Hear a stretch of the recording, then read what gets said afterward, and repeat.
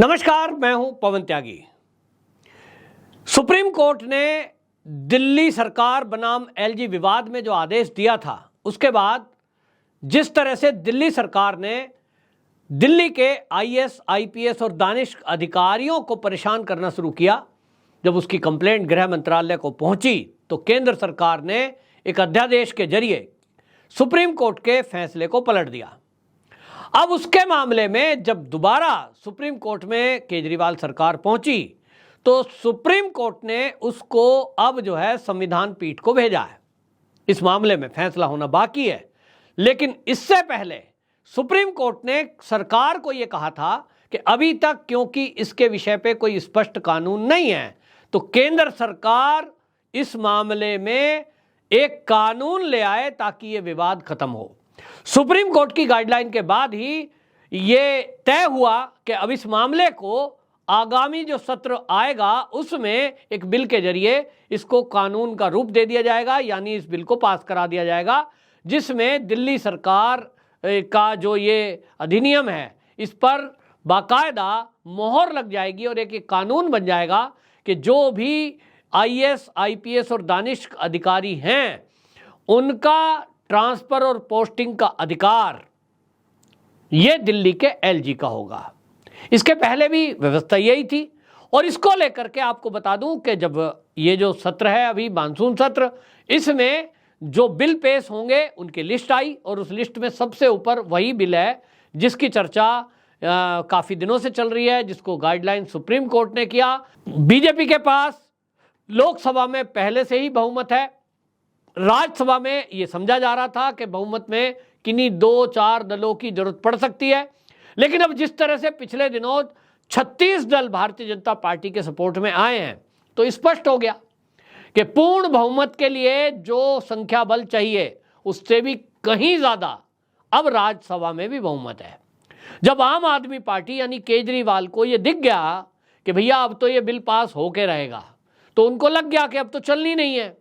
Supreme court में जो case चल रहा है, अब सुप्रीम कोर्ट भी उस पर ऐसा तो आदेश देगा नहीं। उन्होंने तो कहा ही था कि कानून बना दो, तो हम बीच में नहीं बोलेंगे, क्योंकि सुप्रीम कोर्ट का यह अधिकार नहीं है कि वो किसी कानून पर रोक लगा सके या उसके अंदर फेरबदल कर सके। ये बिल्कुल अलग अलग तय है कि न्यायपालिका का काम है कि जो कानून है उस पर अपनी राय देना, उसका पालन कराना।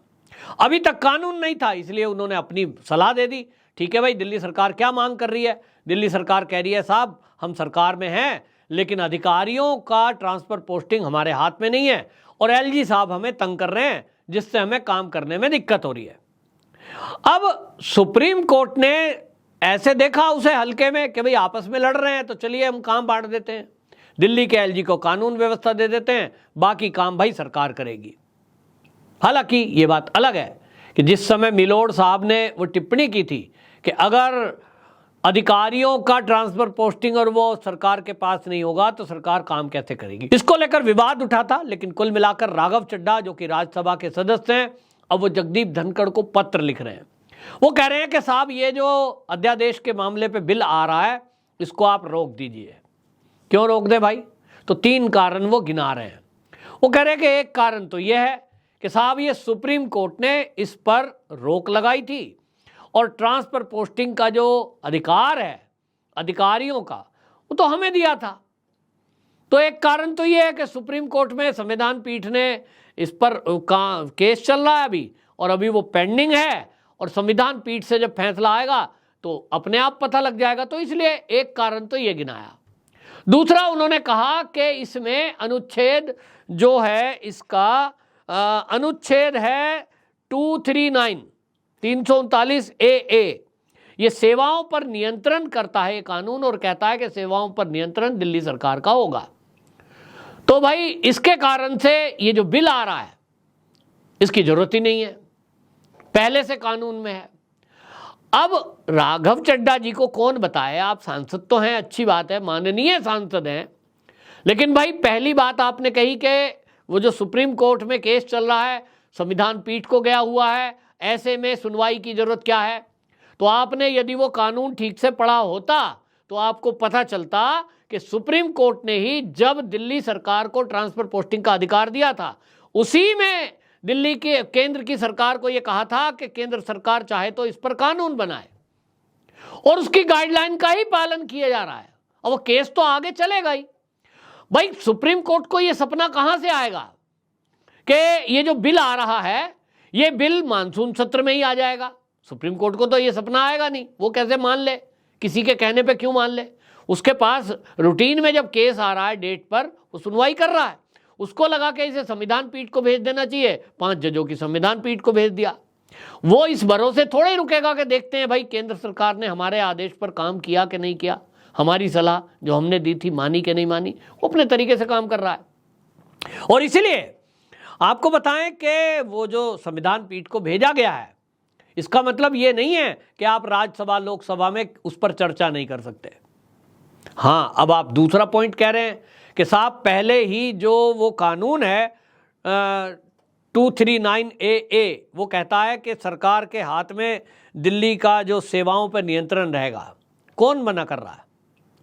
आप क्लर्क का ट्रांसफ़र करो, मैनेजर का ट्रांसफ़र करो, अपने पीए का ट्रांसफ़र करो, सब नियंत्रण आपके हाथ में है।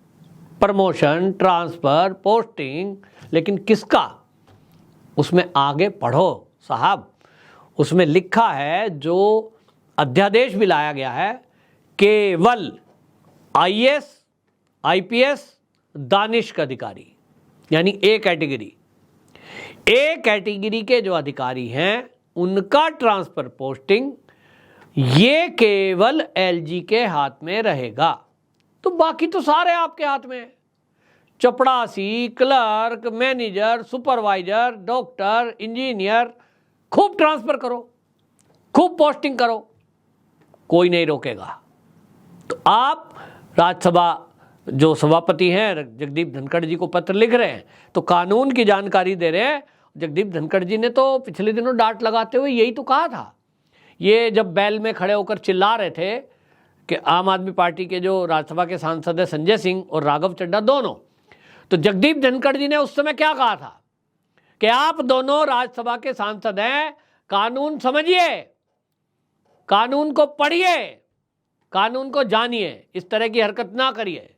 कानून जानते नहीं और डांट खा के आए उनसे, और उन्हीं को पत्र लिखकर ये उनको कानून बताने में लगे हुए हैं जो राज्यसभा के इस समय सभापति हैं और हमारे देश के उपराष्ट्रपति हैं जगदीप धनखड़ जी, जो कानून को बेहतरीन तरीके से जानते हैं।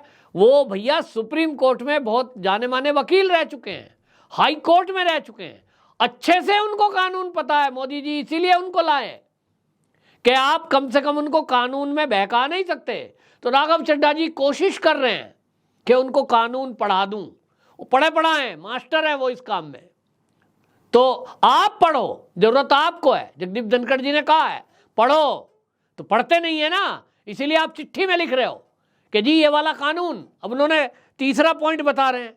तीसरा पॉइंट कह रहे हैं कि भाई ये जो है अध्यादेश और अध्यादेश के समान कोई भी विधेयक मूल रूप से संविधान में संशोधन किए बिना न्यायालय द्वारा निर्धारित स्थिति को पूर्ववत करने का प्रयास करेगा। अब वो बाप भैया आप क्या क्या बातें लिख रहे हो पत्र में, कुल मिलाकर के ये दिखाई दे रहा है कि आप जो है अदालत के फैसले को बदलने की बात कर रहे हो। वो अदालत की गाइडलाइन है। जहाँ तक आप 239AA कानून की बात कर रहे हो, उसमें केवल अलग अलग लिखा है, जिसको संदीप दीक्षित कह रहे हैं, अजय माकन कांग्रेस के लीडर हैं, वो बता रहे हैं, उनकी बात सुन लेते, सीनियर लीडर है भाई। लेकिन आपको तो गठबंधन में हाथ पकड़ करके खड़े तो होना है, लेकिन कांग्रेस के नेताओं की बात को नहीं मानना है। तो कैसा गठबंधन है भाई? आपके साथ तो राहुल गांधी आ गए, मल्लिकार्जुन खड़गे आ गए, आप गठबंधन में हैं। उन्हीं से पूछ लो कि आपके 2 लीडर हमें कह रहे थे कि ये तो कानून पहले से है, ये तो शीला दीक्षित जी के भी टाइम में था, तो आप क्यों अलग मांग कर रहे हो? तो अब तो राहुल गांधी से सलाह ले लो, अजय माकन से ले लो, दिल्ली के नेता हैं संदीप दीक्षित, उनकी माताजी मुख्यमंत्री रही हैं, इतने बड़े बड़े काम उन्होंने किए दिल्ली में, उनसे पूछ लो कोई काम रुका क्या? वो कह रहे हैं। लेकिन आपको तो बात करनी नहीं है, आपको तो अपने हिसाब से बात करनी है। और ये सब जो है आप प्ली दे रहे हैं, लेकिन इस प्ली पे कोई काम होना नहीं।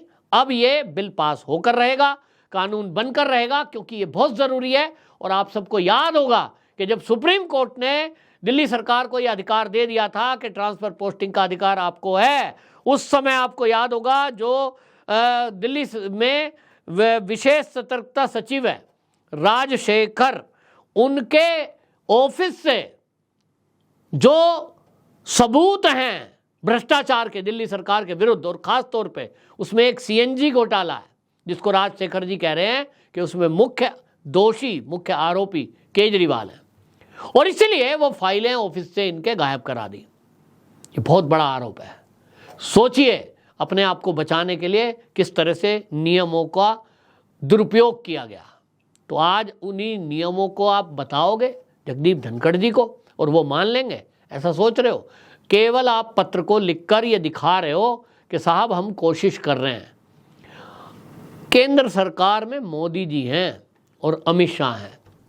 प्यार से कोई बात कहोगे तो शायद मान भी लेते, लेकिन आप होशियारी दिखाओगे, आंखें दिखाओगे, मिसबिहेव करोगे और अनपढ़ राजा भी बोलोगे, और ये भी सोचोगे अपमान करके कि वो आपको छोड़ भी देंगे। ऐसा कैसे हो जाएगा? राजनीति है ना, राजनीति में यही तो है कि आप जितने बदतमीज हो सकते हैं होइए, दूसरा वाला जरूरी नहीं है कि उसका पलटकर हर बात का जवाब देगा। जवाब देने के कई तरीके हैं। मोदी जी का तरीका अलग है। उसका जो मोदी जी का जो तरीका है वो आवाज़ नहीं करता, असर करता है। देखते जाइए इसका असर कितना होगा। अभी राघव चड्ढा जी बोले हैं, अभी और बोलेंगे, बाकी लोग भी बोलेंगे। कुल मिलाकर के अरविंद केजरीवाल जी इस अध्यादेश से इतने घबराते हुए लग रहे हैं कि अब वो अपने सांसदों को आगे कर रहे हैं। और इस समय आप ये भी गौर करिए कि अब इन्होंने मनीष सिसोदिया की बात करना छोड़ दिया है, सत्येंद्र जैन की बात करना छोड़ दिया है। यही केजरीवाल जी का तरीका है। मक्खी की तरह निकाल कर बाहर फेंक दो, काम खत्म, आदमी खत्म। वंदे मातरम।